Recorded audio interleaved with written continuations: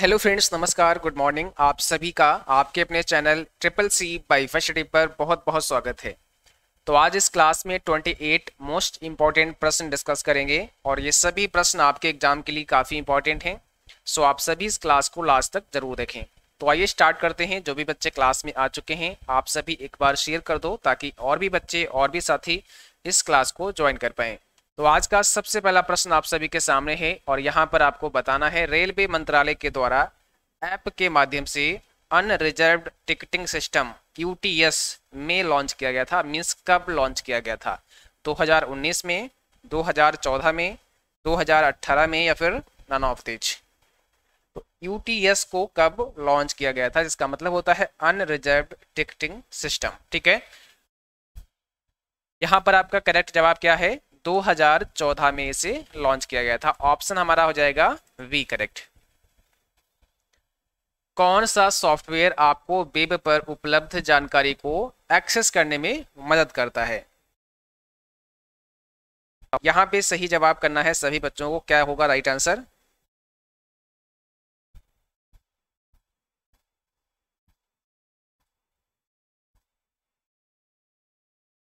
देखो यहाँ पर आपका गूगल क्रोम, मोजिला फायरफॉक्स और सफारी, ये सभी क्या हैं? वेब ब्राउजर हैं। और वेब ब्राउजर की मदद से आप क्या कर सकते हो? वेब पर उपलब्ध जानकारी को एक्सेस कर सकते हो। तो ये सभी आपको हेल्प करते हैं, मदद करते हैं। अगर आप किसी भी वेबसाइट पर जाना चाहते हैं, किसी वेबसाइट को विजिट करना चाहते हैं, तो आपको वेब ब्राउजर की हेल्प लेनी पड़ेगी। ठीक है, तो यहाँ पर हो जाएगा ऑल ऑफ दीज। WAIS वैस का फुल फॉर्म आपको बताना है। इसका पूरा नाम क्या होता है?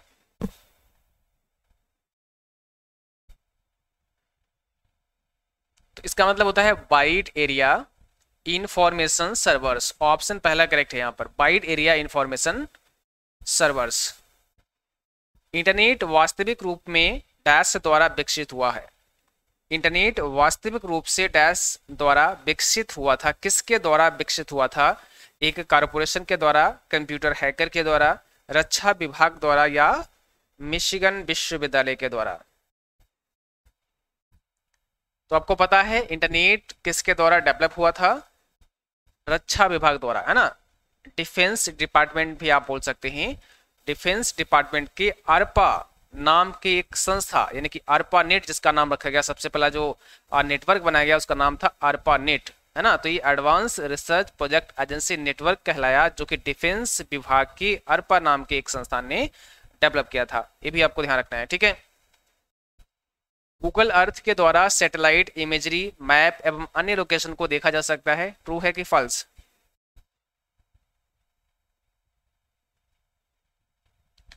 गूगल अर्थ के द्वारा सैटेलाइट इमेजरी, मैप और अन्य लोकेशन को देखा जा सकता है। तो ये होगा आपका आंसर यहाँ पर पहला, ट्रू। ठीक है, इंटरनेट डैश का इस्तेमाल करता है, सर्किट स्विचिंग का इस्तेमाल करता है, पैकेट स्विचिंग का इस्तेमाल करता है, हाइब्रिड स्विचिंग का इस्तेमाल करता है, या फिर इसमें से कोई नहीं? तो इंटरनेट किसका इस्तेमाल करता है?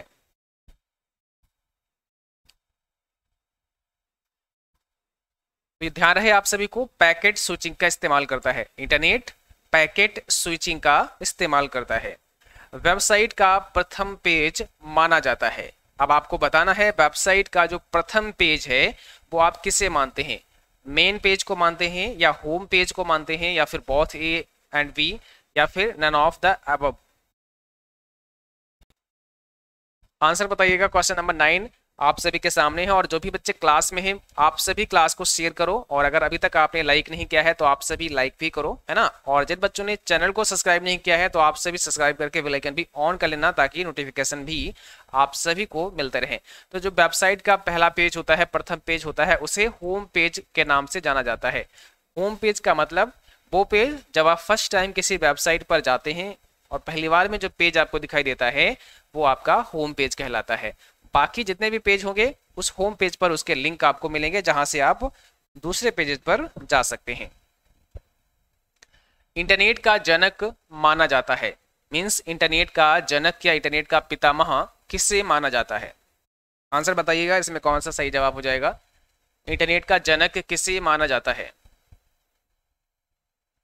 चार्ल्स बेबेज, विंडसर्फ, या फिर डैनियम रिच, या फिर मार्टिन कूपर? तो यहाँ पर आपका सही जवाब है ऑप्शन बी, विंड सर्फ को इंटरनेट का जनक या फिर पितामह माना जाता है। इंटरनेट के द्वारा डैश कम्युनिकेशन प्रोटोकॉल प्रयोग होता है। इंटरनेट के द्वारा कौन सा कम्युनिकेशन प्रोटोकॉल इस्तेमाल किया जाता है, बताओ। इंटरनेट के द्वारा कौन सा कम्युनिकेशन प्रोटोकॉल इस्तेमाल होता है, HTTP, टेलनेट, UTP या फिर TCP/IP। तो यहाँ पर हो जाएगा option D, TCP/IP। Transmission control protocol और इंटरनेट प्रोटोकॉल इसका फुल फॉर्म होता है, ये भी आपको याद रखना है। ISP स्टैंड्स फॉर, ISP क्या दर्शाता है? क्वेश्चन नंबर 15 आप सभी के सामने है, आपको बताना है।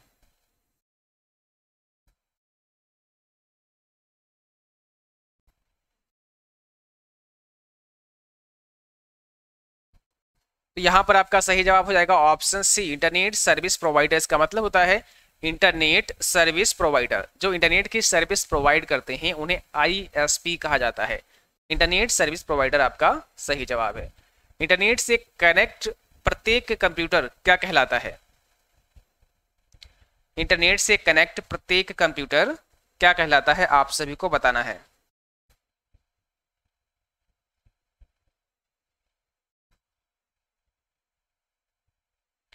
तो यहां पर हो जाएगा ऑप्शन फर्स्ट, क्लाइंट या सर्वर। ऑप्शन हमारा ए, क्लाइंट और सर्वर, यानी कि इंटरनेट से जो भी कंप्यूटर कनेक्ट होते हैं या तो वो क्लाइंट होते हैं या फिर वो सर्वर होते हैं। दोनों में डिफरेंस क्या है? क्लाइंट वो कंप्यूटर होते हैं जो कि इंफॉर्मेशन को एक्सेस करते हैं, और सर्वर वो कंप्यूटर होते हैं जो कि इंफॉर्मेशन को प्रोवाइड करते हैं, यानी कि सर्विस को प्रोवाइड करते हैं। जैसे अभी आप जो क्लास देख रहे हैं, जो वीडियो देख रहे हैं, ये आपके मोबाइल फोन पर जो कि एज ए क्लाइंट वर्क कर रहा है ना, जो कि इंटरनेट से कनेक्ट है, और एक किसी सर्वर से कनेक्ट है। आपने यूट्यूब ओपन कर रखा है तो आप यूट्यूब के सर्वर से ये क्लास देख रहे हैं। इसका मतलब यूट्यूब के सर्वर से क्लास आपको दिखाई जा रही है, डेटा आप तक आ रहा है, आपके डिवाइस तक आ रहा है, तो वो आपको सर्विस प्रोवाइड कर रहा है। इसका मतलब वो क्या हो गया? सर्वर हो गया। और आपका डिवाइस जो कि इंटरनेट के थ्रू उस यूट्यूब के सर्वर से डेटा ले रहा है, तो आपका डिवाइस क्लाइंट हो जाएगा। तो दो डिवाइस जो इंटरनेट से कनेक्ट हैं वो या तो क्लाइंट हो सकते हैं या फिर सर्वर हो सकते हैं। सर्वर वो होगा जो सर्विस को प्रोवाइड करेगा, क्लाइंट वो होगा जो सर्विस को लेगा, ठीक है। और क्लाइंट को नोड के नाम से भी जानते हैं। तो एक और शब्द है इसके लिए, नोड, ये भी आपको ध्यान रखना है। और सर्वर को हम होस्ट भी कहते हैं, है ना, जो डेटा को होस्ट करता है, ठीक है। तो होस्ट भी होगा, सर्वर का नाम दूसरा होस्ट भी होता है। क्लाइंट को आप नोड के नाम से भी जानते हैं। तो यहां पर हमारा ऑप्शन पहला करेक्ट है। IMAP का अर्थ है, IMAP का फुल फॉर्म आपको बताना है।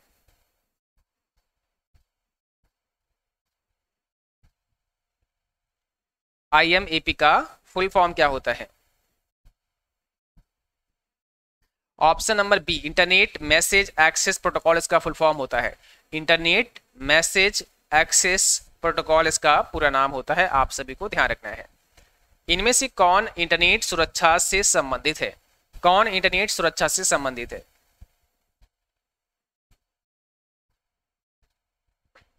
तो राइट आंसर है ऑप्शन बी, CERT। ये इंटरनेट सुरक्षा से संबंधित है, CERT। लैन नेटवर्किंग को इस्तेमाल कर आप कई कंप्यूटर को कनेक्ट कर सकते हैं। लैन जिसे कहते हैं लोकल एरिया नेटवर्क, इस नेटवर्किंग का इस्तेमाल करके आप कई कंप्यूटर को कनेक्ट कर सकते हैं। ट्रू फॉल्स में आपको आंसर करना है, तो इसमें सही जवाब है ऑप्शन पहला, ट्रू हो जाएगा, ध्यान रखना है सभी को। नेक्स्ट क्वेश्चन में बताना है किसी मान्य सेल का पता नहीं है। अब इसमें से एक ऐसी सेल है जिसका सही एड्रेस नहीं है, एक वैलिड सेल का एड्रेस नहीं है, तो आंसर करो इसमें कौन सा अनवैलिड सेल का नाम है। ऑप्शन यहां पर आपका वी हो जाएगा 1BC10, ये वैलिड नहीं है। देखो सेल का जो एड्रेस बनता है, पहला तो ये समझो कि सेल कैसे बनता है, तो कॉलम एंड रो के कॉम्बिनेशन से सेल बनता है। जहां पर कॉलम और रो का कॉम्बिनेशन होता है उसी एरिया को हम सेल कहते हैं। और प्रत्येक सेल का अपना एक खुद का एड्रेस होता है, एक यूनिक एड्रेस होता है प्रत्येक सेल का।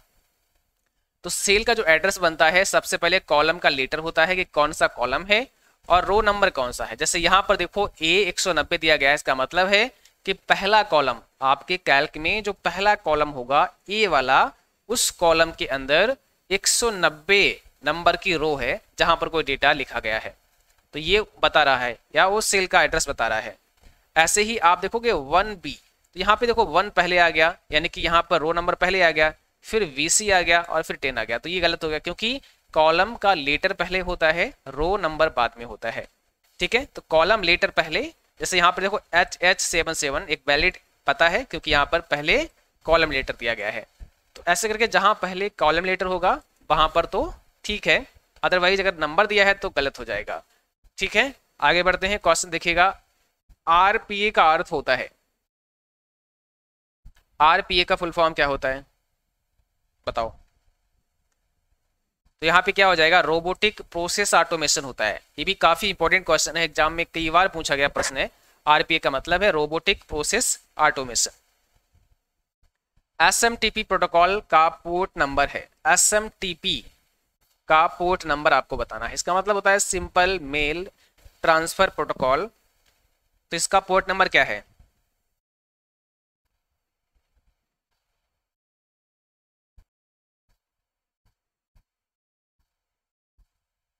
तो यहां पर हो जाएगा 25।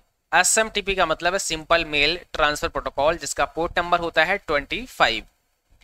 भारत में विकसित परम सुपर कंप्यूटर का विकास किस संस्थान ने किया। भारत में विकसित परम सुपर कंप्यूटर का विकास किस संस्थान के द्वारा किया गया, तो आंसर होगा CDAC के द्वारा, CDAC के द्वारा। ठीक है, ध्यान रखना है। RTGS में टी का अर्थ क्या होता है, RTGS में टी का मतलब आपको बताना है। RTGS का मतलब होता है रियल टाइम ग्रॉस सेटलमेंट, तो यहां पर रियल टाइम हो जाएगा, T फॉर टाइम। POS का फुल फॉर्म क्या होता है, आपको क्या बताना है, POS का पूरा नाम। तो यहां पर बताइएगा POS का फुल फॉर्म क्या हो जाएगा। POS का मतलब होता है पॉइंट ऑफ सेल, तो ऑप्शन पहला करेक्ट है, पॉइंट ऑफ सेल। और अगला क्वेश्चन पूछा गया है, पैन का अर्थ क्या होता है। पैन का फुल फॉर्म आप सभी को बताना है। पैन का फुल फॉर्म क्या हो जाएगा, परमानेंट अकाउंट नंबर हो जाएगा। ऑप्शन हमारा C है, परमानेंट अकाउंट नंबर होता है पैन का फुल फॉर्म। दूसरा पर्सनल एरिया नेटवर्क भी होता है, तो ये डिपेंड करेगा कि ऑप्शन में क्या दिया गया है, उसी के अकॉर्डिंग आपको आंसर देना है। वन टाइम पासवर्ड क्यों सुरक्षित है, क्यों वन टाइम पासवर्ड, जैसे आप OTP के नाम से जानते हैं, तो वन टाइम पासवर्ड क्यों सुरक्षित है, क्योंकि यह हर एक्सेस के लिए भिन्न है। जितनी बार आप एक्सेस करेंगे उतनी बार आपको नया OTP मिलेगा। इनमें कौन सी मोबाइल बैंकिंग सेवा है, इसमें से कौन सी मोबाइल बैंकिंग सेवा है, बैलेंस की जांच करना, खाता लेन देन, भुगतान या उपरोक्त सभी।